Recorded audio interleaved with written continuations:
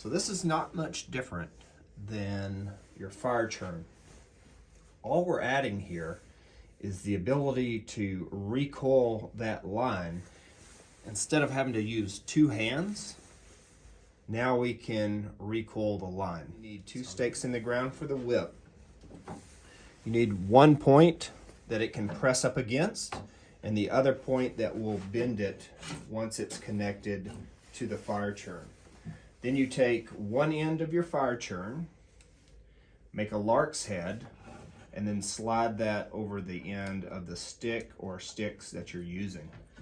The advantage of using a lark's head and not just the loop is that lark's head, as you tension it down, will bind and it's less likely to slip off.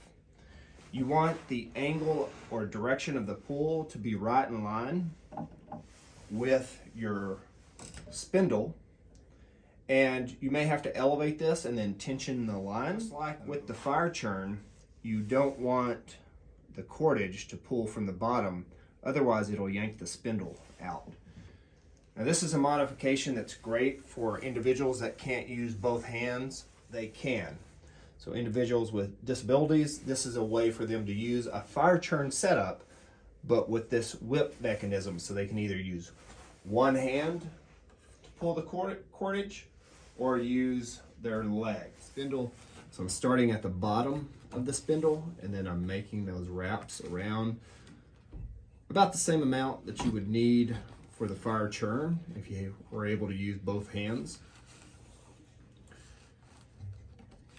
So we wrap that up. Now this one, because I don't have the fireboard locked into place, I'm going to use this other hand to draw against that. But you can see how that works and how that allows shorter strokes than what you were going to get on a fire churn. But you can notice how the tension of that whip, it acts like a bow. So if I let this go, it's going to unwind the spindle, and then you draw that back up and then you let go and it unwinds the spindle each time.